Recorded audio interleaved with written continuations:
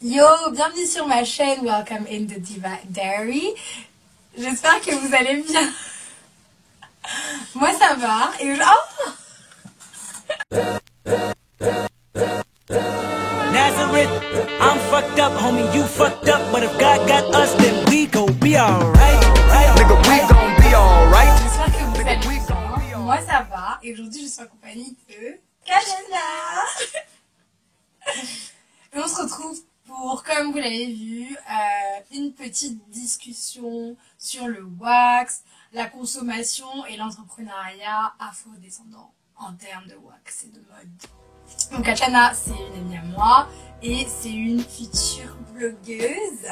Mais je vais pas vous spoiler, je vous dirai pas sur quoi sera son... Franchement, je pense qu'il y a déjà un peu beaucoup. Avec le thème de la vidéo. Donc, je pense que ça se voit la question à savoir si on porte du wax ne se pose. Donc voilà, j'aimerais savoir quand est-ce que tu as commencé à porter du wax et pourquoi. Est-ce que c'était genre par habitude, c'était famille, ou est-ce que c'était parce que genre tu aimais vraiment ça? Je porte du wax, je pense, depuis que je suis petite. Mais c'était plus pour des mariages. Par exemple, des baptêmes. Et je tiens ça de ma mère, parce qu'elle est ivoirienne et c'est quelque chose qu'elle aime beaucoup et qu'elle m'a transmis. Et qu'est-ce que genre le wax représente pour toi? Pour moi, je considère que c'est une richesse que les Africains ont là, même si bon, il y a plusieurs types de wax. Il y a le wax hollandais, anglais, chinois même, et africain. Mais je pense plus qu'on associe le tissu wax à l'Afrique. Et je pense que c'est une belle richesse qu'on a la chance d'avoir, parce que déjà c'est différent.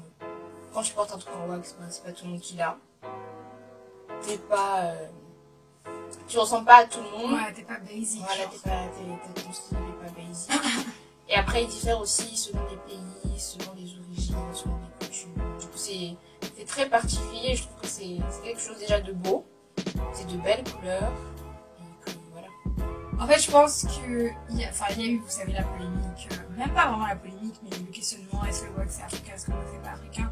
Moi, je pense que c'est pas vraiment la question à se poser parce que, comme elle vient de le dire, il y a des wax qui viennent de partout. Le wax en lui-même, c'est un type de pagne, donc il y a plusieurs types de pagne, et le pagne fait partie des différents tissus qui existent. Et du coup, dire le wax vient d'où, le wax n'est pas africain, patati patata, ça n'a pas beaucoup de sens. Et puis surtout, je pense que c'est même pas la question à se poser en fait. La question à se poser, c'est comment faire en sorte que le wax rapporte aux afro-descendants en fait. Genre, si on n'est pas d'accord avec le fait que le wax soit réputé hollandais, à ce moment-là, c'est à nous de faire le travail pour que le wax rapporte aux Africains. Ça n'a pas de sens de dire qu'on va arrêter de porter du wax parce que c'est hollandais. Genre, c'est trop tard en fait pour enlever ça de notre identité. Genre, ça fait partie de notre identité, je pense. Mais le fait en fait de dire que on a découvert que le wax avait des origines hollandaises, du coup, on n'en porte plus. Du coup, c'est pas légitime en fait comme argument, parce que c'est pour nous en fait quelque chose qui nous représente. Moi je sais que par exemple quand je porte je sais pas moi un habit en volant, c'est un type de wax malien, je vais avoir un malien qui va me dire ah ça c'est un tissu de chez moi. Après si je porte un autre tissu d'un autre pays, chaque nationalité en fait va se reconnaître dedans. Et je pense que on essaye beaucoup en fait de partager nos cultures à travers le monde, et que d'un côté c'est quelque chose de bien en fait. Que ce soit quelque chose qui soit de plus en plus vu dans la mode, que justement en parlant de ça, est-ce que tu as l'impression que genre les marques occidentales qui utilisent le wax dans leur création font de l'appropriation culturelle? Je pense pas que ce soit de l'appropriation culturelle, je pense vraiment pas du tout, parce que ça me dérangerait pas de voir les Chinoises porter un pagne ou un tissu camerounais, mais je pense qu'ils le font parce que ça vend. Ouais. C'est quelque chose à la mode, c'est à la mode en ce moment, l'Afrique est à la mode en ce moment, on va pas se mentir. Il y a plein de trucs, Black Girls Rock, des trucs du genre, tu vois, ça vend, ça se vend, mais je pense pas que c'est de l'appropriation culturelle. Pour moi, c'est pas de l'appropriation culturelle, parce que voilà, c'est quelque chose qu'on cherche à diffuser.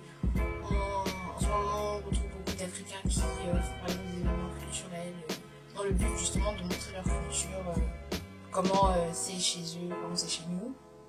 Donc c'est pas quelque chose de mauvais. Moi je suis pour un truc. Ouais, et puis moi je trouve que c'est hyper dommage de genre cette petite bataille et de dire le terme appropriation culturelle partout. Genre, moi j'ai l'impression que c'est devenu notre arme fatale, genre 1, 2, 3, appropriation culturelle, 1, 2, 3, c'est genre... Moi j'aimerais bien porter des kimonos chinois. Mais oui, et puis nous on porte plein de trucs, enfin je veux dire, les afro-descendants portent des vêtements qui sont propres à d'autres cultures, genre les kimonos, genre c'est propre à la culture japonaise, je crois, en tout cas chez les Asiates, et personne se plaint, genre qu'on est venu faire de l'appropriation culturelle, tu vois.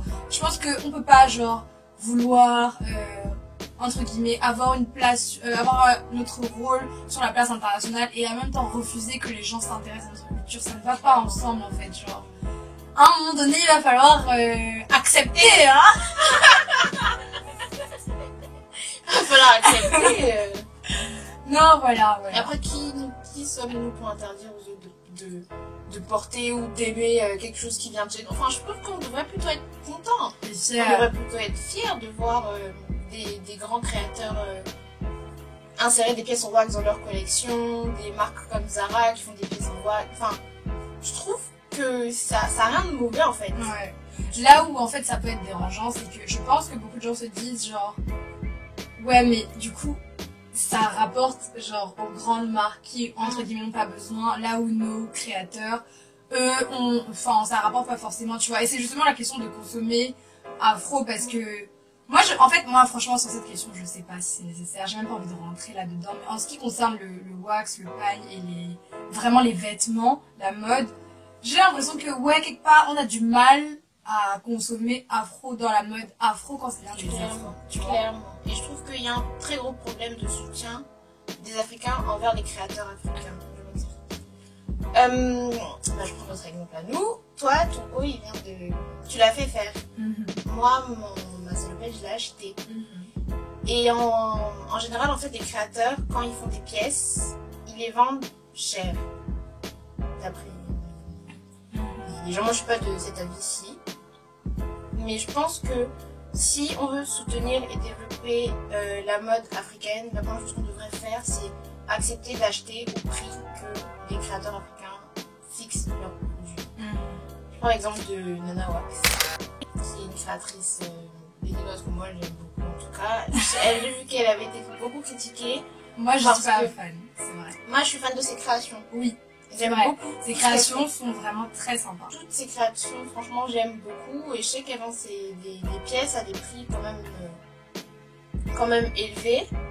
Et je trouve que les Africains, en général, vu qu'on a la possibilité en fait d'avoir à peu près les mêmes choses chez nous à des prix moins chers, on préfère justement ne pas acheter chez une créatrice et faire moins cher localement. Je sais pas si vous avez... Alors que je trouve que le premier soutien en fait dans l'entrepreneuriat de quelqu'un, c'est justement d'accepter en fait d'acheter à ce prix, parce que enfin, je pense que derrière il y a aussi le tissu qu'elle achète, le transport, la main d'œuvre qu'elle paye, je sais pas si elle passe par des usines, et je pense que quand en fait les créateurs fixent leur prix, ils le font pas bêtement, c'est pas genre tu vois. Et puis même je pense que franchement moi je suis la première à commander, à faire mes vêtements, mais très sincèrement c'est parce que les modèles soit je les pense moi-même, soit c'est parce que ma couturière je l'ai, tu vois, genre c'est ma couturière et je sais comment elle travaille, et c'est même pas forcément moins cher. C'est ça le truc aussi, c'est que c'est même pas forcément moins cher de faire, mais je pense aussi qu'il faut penser que les créateurs ils ont un certain standing, même si quelqu'un veut faire de la haute couture, il va pas vendre un vêtement à 20 €, genre ça va pas se passer comme ça. Et si on veut que on ait aussi de la haute couture, bah il va falloir acheter haute couture. C'est pas malheureusement ou heureusement, j'en sais rien, on peut pas en fait ça dépend de ce que toi tu veux et ça dépend de quelle est la clientèle que le créateur cherche. Il y a des créateurs de haute couture africains et ils visent la clientèle qui peut acheter la haute couture, et c'est pas nous qui allons nous lever demain pour dire que c'est trop cher, parce que on n'est juste pas la clientèle visée, on n'est juste pas la cible. Et si un créateur maintenant il veut nous viser, ou alors les gens qui n'ont pas forcément les moyens d'investir, à ce moment-là il va baisser ses prix, tu vois, mais c'est au créateur de faire son choix parce que c'est lui qui sait quelle est la cible qu'il vise. et quel est le standing qu'il veut atteindre en tant que créateur. C'est pas à nous, consommateurs, de venir décider. Enfin, pour moi, c'est pas comme ça, genre, à ce moment-là, ou de juger, genre, à ce moment-là, tu te lèves, tu fais ta marque. Clairement, tu fais ta marque. Tu apprends à groupe, tu fais tes habits, tu montes ton petit business, et voilà. Ouais, pour moi, il faut... C'est vrai que quand on parle de la question du soutien, c'est vraiment délicat, parce que je sais jamais si je veux soutenir une nana wax qui a eu l'idée, qui a eu le courage, ou si je veux soutenir ma couturière qui n'a pas eu forcément le courage, et pourtant qui a la main, etc. C'est vrai, C'est compliqué. Mais je pense que il faut, dans tous les cas, il va falloir à un moment donné se bouger et dire que on soutient les entrepreneurs, parce qu'il n'y a que comme ça que ça va marcher en fait. Sinon, on va toujours rester là à dire oh, il n'y a pas de créateurs. D'ailleurs, c'est faux. Il y en a tellement. Il y a tellement de créateurs. Même de créateurs, même pas forcément de créateurs, de prêt-à-porter, genre des marques de prêt-à-porter en pagne, en wax, ou même tout simplement d'inspiration afro. Ça existe. Il suffit de se renseigner en fait. Sur quel site, toi, tu achètes par exemple? Moi, j'achète sur Africrea. Ouais.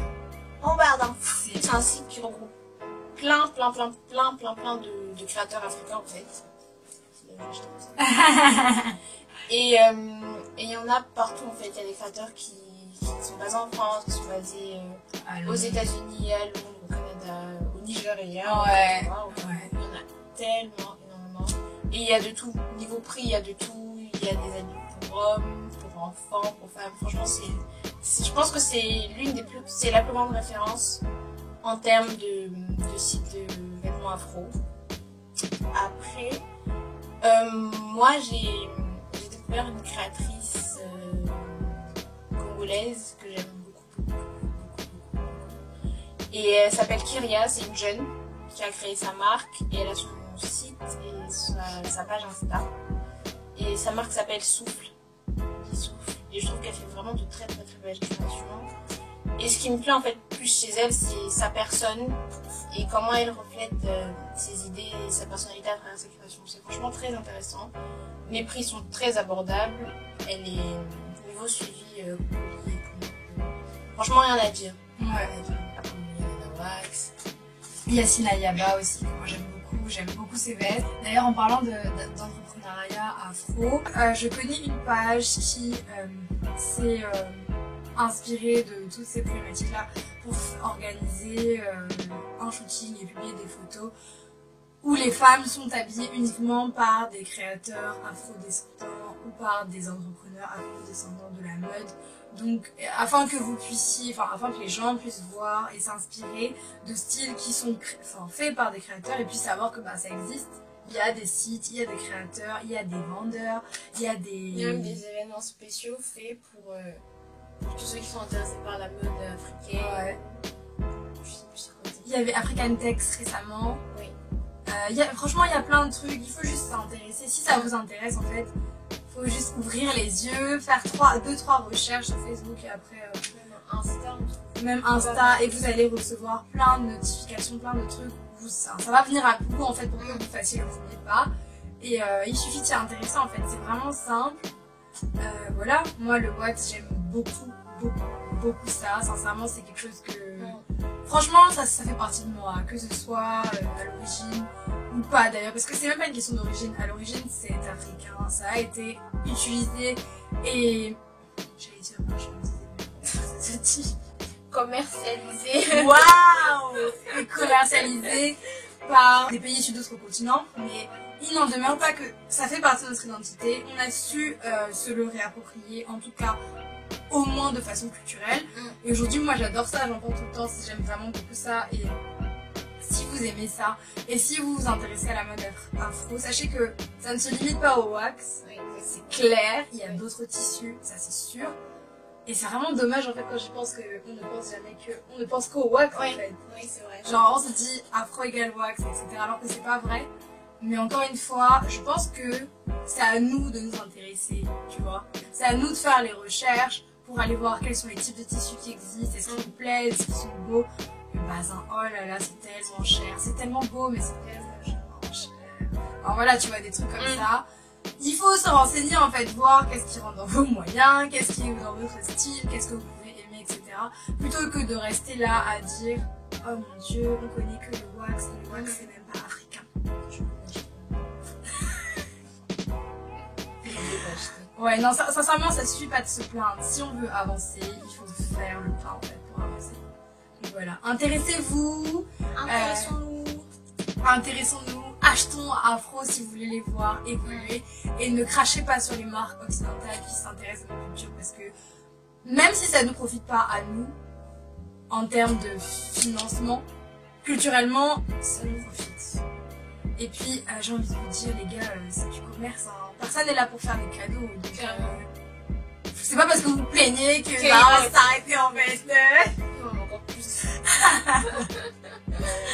Donc voilà, faites le possible pour vous intéresser à ça, pour se soutenir, pour se faire connaître, si vous estimez que ça vaut la peine et si ça vous intéresse. Et puis voilà, hein. Allez vous abonner. À mon Insta. Allez vous abonner au Instagram de Kachana, que je vais mettre quelque part ici et en barre d'infos. Aïe aïe aïe, donc je dois rentrer dans le cadre là. Donc voilà, abonnez-vous au Instagram de Kachana. Si vous n'êtes pas abonné au mien, abonnez-vous au mien. Et puis abonnez-vous à la chaîne, laissez un commentaire. Like, comment, share and subscribe.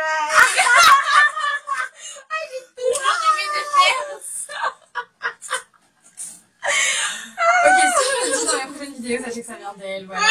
C'est dit, c'est dit.